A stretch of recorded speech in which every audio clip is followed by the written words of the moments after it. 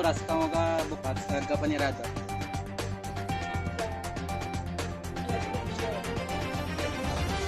Sila inyo. Sila inyo pa tong sa Pitianay sa Bligya.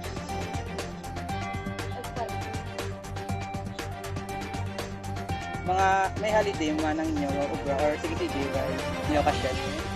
Wala holiday. Ano inyo pangalan ta?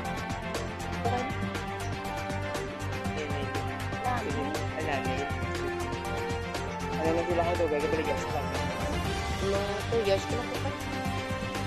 Hindi sila gagawa supply. Yes ko sunod sila. Kadyo 8 kami ko. Expenses per week.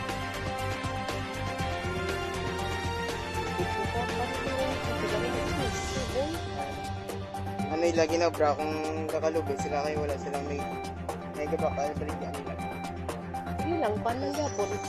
Bawi lang gyapon. Sila pato nyo or tuwan like sa Baligya. Ang kanton, ako naman 1850, like ano, 30. Ano kadalasan gina-offer din nyo para maka-attract nyo ang customer? Ano, mga marka lang nga mamakal sila. Ano kamura sa ibang pa? 8 po dito po. May holiday man ng inyo bra or festival. Yung haliti man eh, kung tuway man tamang lapa, mangkwan sa balay. Gallego. Ano na kamo ka to? Mga duha pala ka tuig. Inga mo gakuha supply.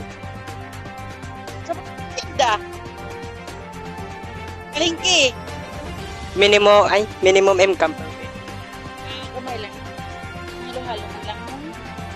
Tao mo ka mo discount sa mga kapakan. Uy, bisa kayo mga hatag ba? Libre. Minum ka mo Diyos. May banta ka mo.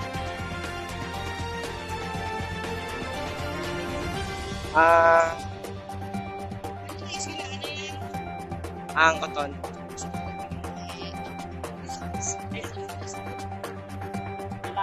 Patungan nyo sa presyo sa presyan. Mga ilongin. Sa halo-halo, dako kaginan siya mo kaya 25 pesos lang man. Oh.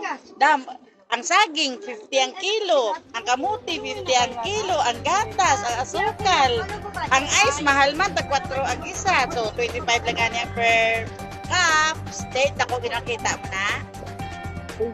Sige.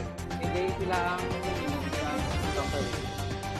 Ano to? Oh, per week? Income. Mga 4,000 siguro kada semana. Oo.